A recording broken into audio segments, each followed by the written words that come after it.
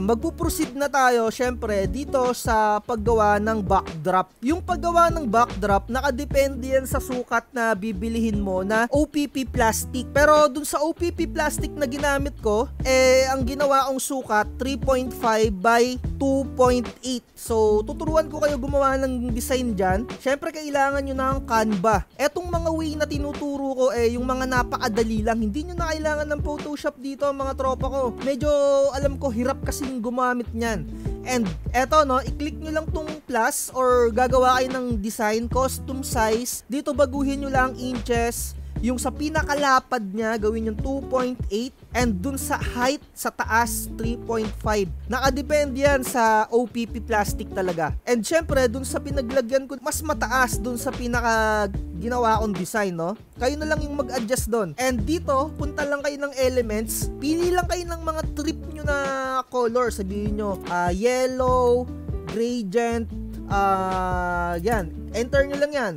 Yung mga may mga gradient, ayan yung parang two colors na mga nagkakaroon ng blending. So halimbawa, hindi nyo trip yan, hanap lang kayo ng trip nyo na kulay. Or sabihin nyo, yellow pale. Mga ganyan-ganyan, o, diba? Medyo magandang tignan.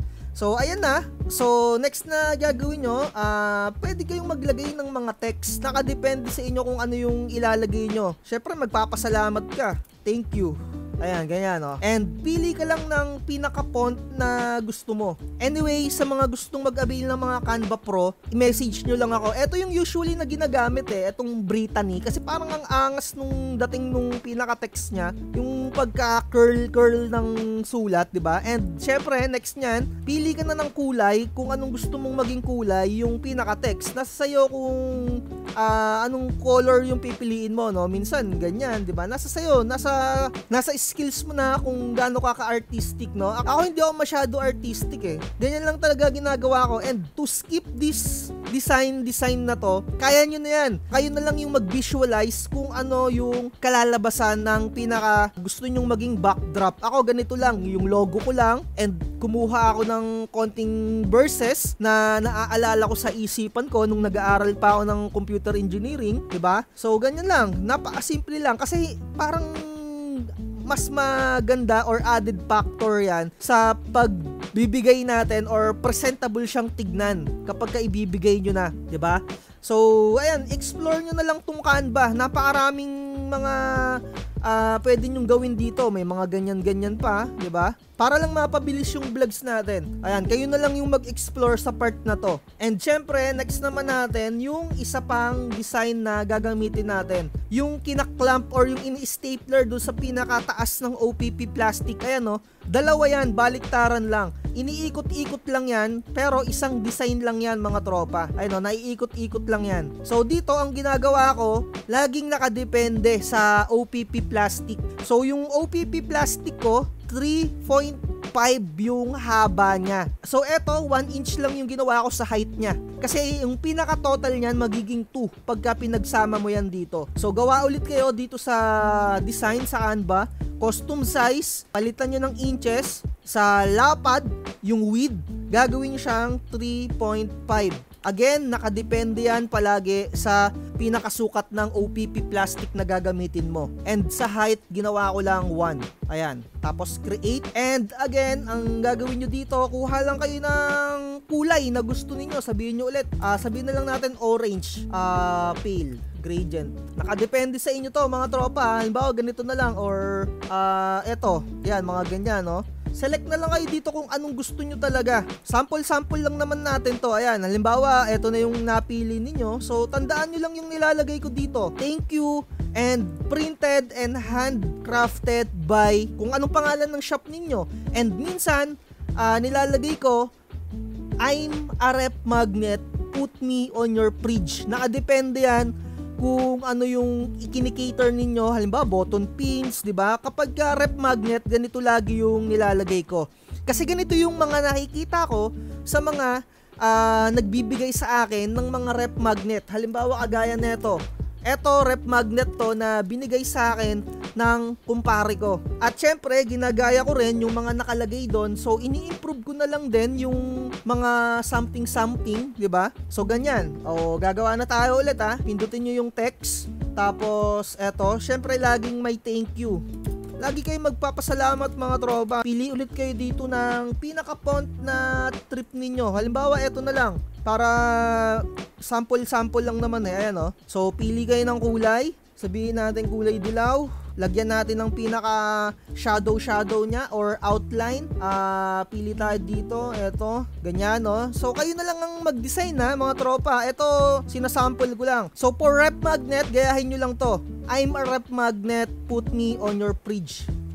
Yan, ganyan, di ba? So, baguhin nyo na lang ulit yung pinaka-text, yung pinaka-font style niya. Nakadepende na sa yan mga tropa ha. Etong sinasabi ko ha. Ayan, mga ganyan-ganyan, nasa sa inyo na yan. And syempre, kapag naagawa na kayo, ida-download nyo lang yon. Eto, share, click nyo to, and download. Ayan. Tapos nyan, ilalagay nyo na siya dito sa Silhouette Studio. Ito yung ginagawa ko paminsan. Naka-general na siya or parang universal na yung nilalagay ko. Ayan o, ganito na.